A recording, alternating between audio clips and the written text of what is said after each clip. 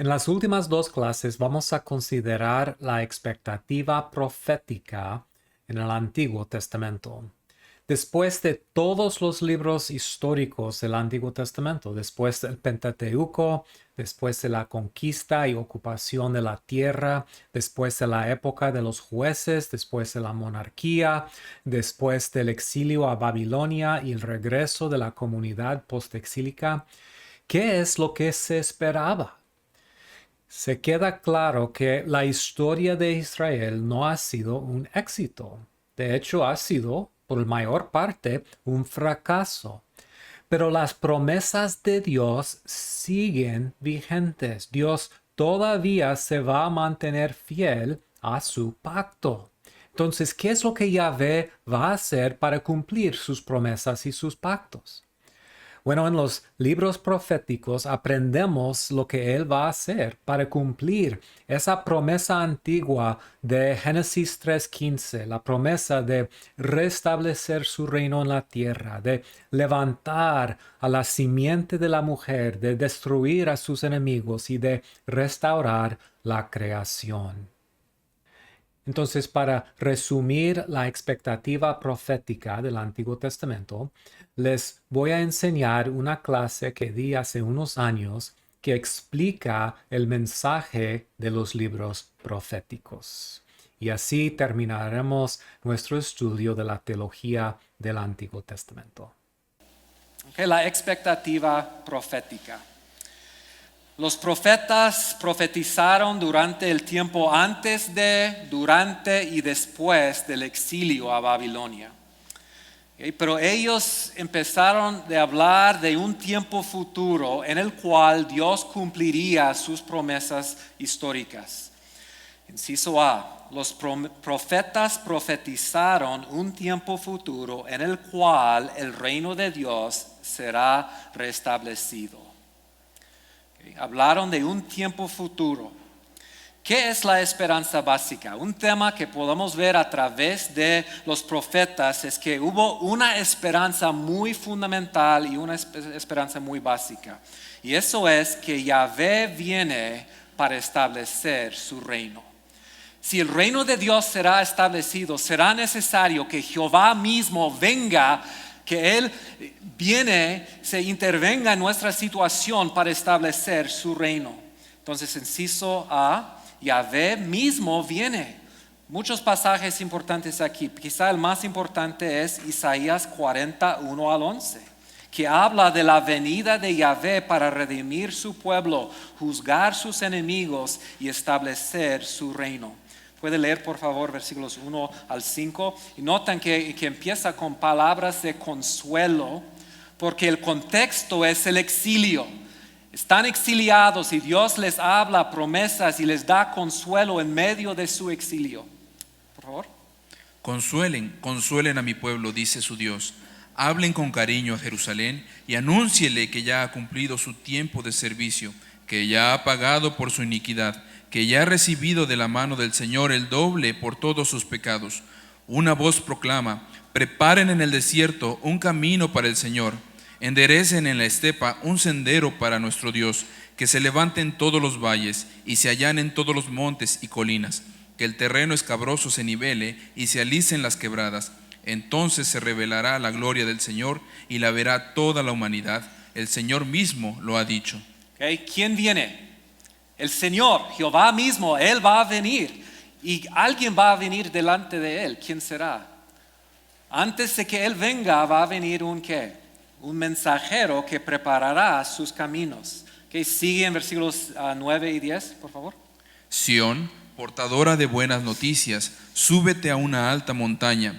Jerusalén, portadora de buenas noticias, alza con fuerza tu voz. Álzala, no temas, di a las ciudades de Judá: aquí está su Dios. Miren, el Señor omnipotente llega con poder y con su brazo gobierna.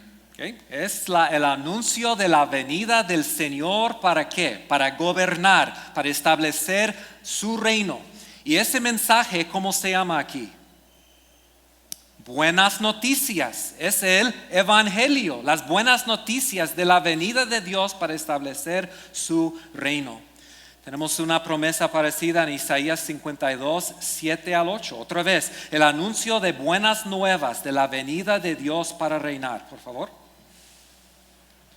Qué hermosos son sobre los montes los pies del que trae buenas nuevas, del que proclama la paz, del que anuncia buenas noticias, del que proclama la salvación, del que dice a Sión: tu Dios reina. Escucha, tus centinelas alzan la voz y juntos gritan de alegría, porque ven con sus propios ojos que el Señor vuelve a Sión. Okay. El Señor vuelve a Sión. Entonces, otra vez, hermanos, la expectativa básica de los profetas es que un día Jehová mismo vendrá para reinar, para establecer su reino. Pero lo que es interesante es que cuando leemos los profetas, muchas veces habla de la venida de Dios mismo, pero otros pasajes habla de la venida de el Mesías, un representante. Lo que se hace claro es que la venida del Señor de Jehová se cumplirá en la venida de un representante suyo. Entonces, inciso B, el Mesías viene.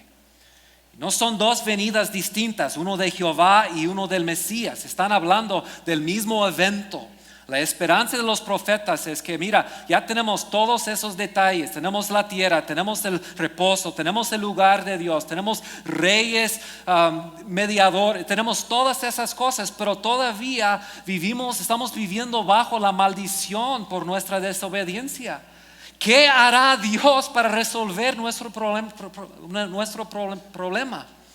Y la promesa es Dios mismo, Él va a venir. Y Él va a venir para rescatar a su pueblo y para establecer su reino. Y lo va a hacer por medio de un Mesías, un rey mediador. ¿Quién será? Bueno, dos cosas que hacen claro los profetas. Número uno, será el rey davídico.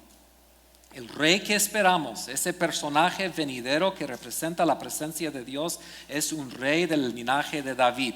Muchos pasajes que podríamos leer. Vamos a anotar uno, Isaías 11, 1 y 2 y 10, por favor.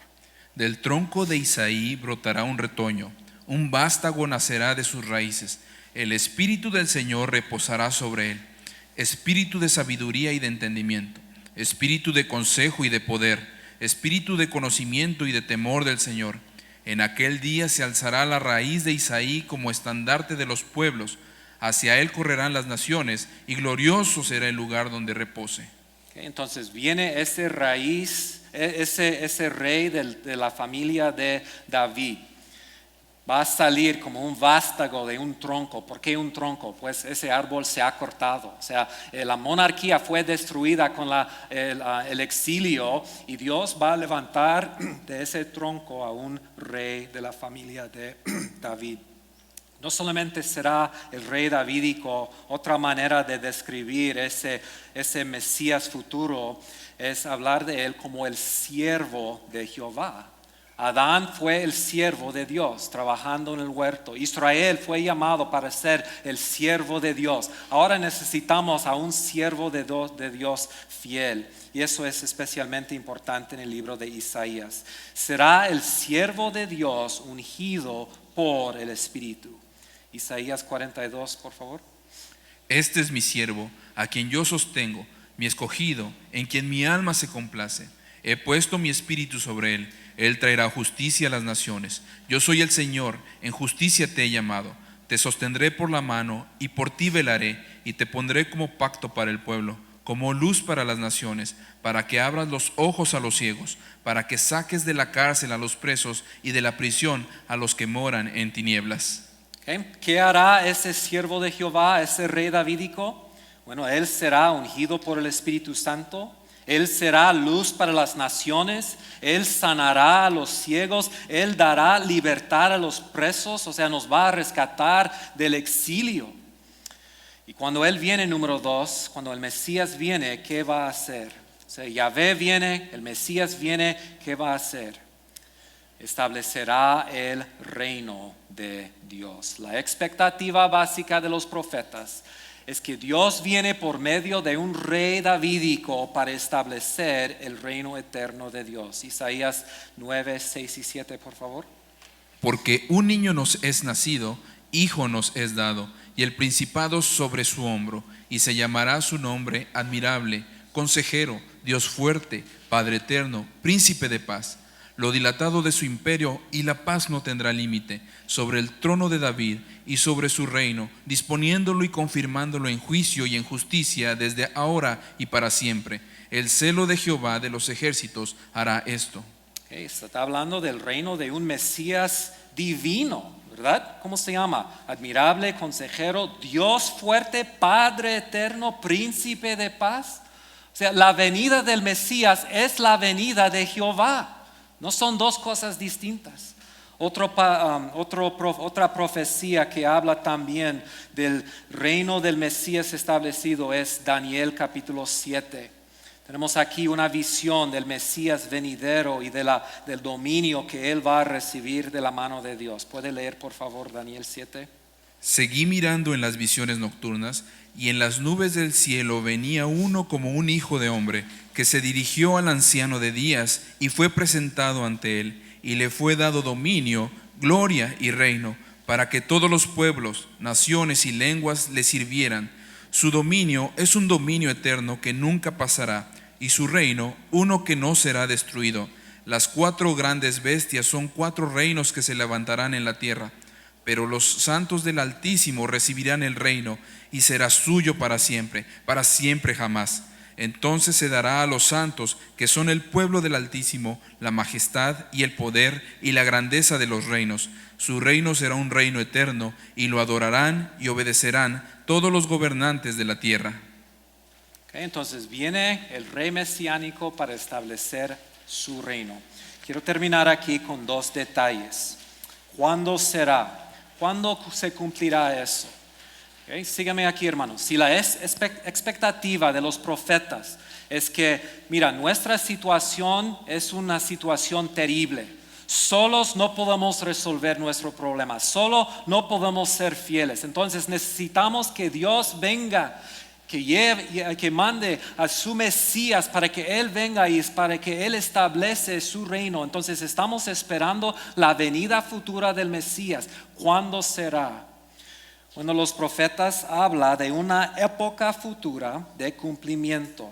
Y a través del Antiguo Testamento se llaman los días postreros. Los últimos días. ¿Qué son los días postreros? Los días postreros hablan de una época futura en el cual vendrá Dios para establecer su reino. Unos ejemplos aquí. Génesis 49:1. Génesis 49 es importante porque es en ese capítulo donde Dios dijo que levantará de la tribu de Judá a un verdadero rey. ¿Cuándo pasará eso? ¿Cuándo vendrá el verdadero rey de la tribu de Judá a quien merece la obediencia de las naciones? Dice Génesis 49:1 que está hablando de lo que les ha de acontecer cuando, en los días venideros, literalmente los días postreros. Isaías 2:2, acontecerá en los postreros días que el monte de la casa del Señor será establecido como cabeza de los montes. Oseas 3:5, después los israelitas volverán y buscarán al Señor su Dios y a David su rey. Acudirán temblorosos al Señor y a su bondad. ¿Cuándo? En los últimos días, los días postreros. Daniel 2:28. No hay un Dios en el cielo que revela misterios, y el que ha dado a conocer al rey Nabucodonosor lo que se sucederá cuando. En los días postreros. Quiero que recuerden esa frase, los últimos días o los postreros días, porque para ellos el tiempo de la venida de Jehová para establecer su reino es los días postreros. ¿Y cuándo comienza los días postreros? ¿Qué es el momento en el cual Jehová viene para establecer su reino y comenzar esa época de los postreros días, el cumplimiento? En la Biblia, en el Antiguo Testamento, eso se llama el día del Señor. Es el momento decisivo, el día en el cual Jehová viene para establecer su reino. Hay muchos pasajes y no voy a tomar el tiempo para leer Isaías 24 aquí. Pero si nos preguntamos, cuando termina el Antiguo Testamento, ¿qué estaban esperando los los santos del Antiguo Testamento estaban esperando el día del Señor, el día en que venga Dios mismo por medio de su Mesías para juzgar a sus enemigos y para rescatar a su pueblo y para establecer su reino. Entonces, ¿puede poner el primer gráfico, hermano? Primer gráfico ahí. Ajá. Eso es una representación de la expectativa sencilla de los santos del Antiguo Testamento. Ellos vivieron ahí en su propia época, la época de los profetas. El Nuevo Testamento lo llama este siglo. ¿Y qué están esperando? El siglo venidero, los postreros días. ¿Cuándo comienzan los postreros días? En ese momento, Isaías habla de la venida de Yahvé a Sión para establecer su reino. ¿Y qué pasa durante los postreros días? Es el tiempo de ¿qué? El establecimiento de el reino de Dios. ¿Okay? Eso es la expectativa profética. ¿Okay? Cuando regresamos, vamos a ver varios detalles que se incluyeron en esa expectativa de la venida futura del reino de Dios. Y vimos que la esperanza básica de los profetas es que un día, o sea, si vamos a tener un reino, ¿qué va a pasar? ¿Qué tiene que pasar? Dios tiene que entrar en la historia humana de una forma para cambiar esa situación. Entonces, la esperanza básica es que Yahvé mismo va a venir. Él va a volver a Jerusalén, va a volver a Sión y va a volver para reinar. Y lo va a hacer por medio de un siervo suyo, un rey mesiánico, un hijo de David. Y cuando viene ese rey mesiánico, él va a restablecer el reino de Dios. Y eso todo pasará en un tiempo futuro que se llaman los postreros días. Y esos días comienzan, según los profetas, con un evento que se llama el Día del Señor. ¿Qué es el Día del Señor? Es el día en el cual Dios se injerta en la historia humana para resolver el problema, rescatar a su pueblo, juzgar a sus enemigos y establecer su reino.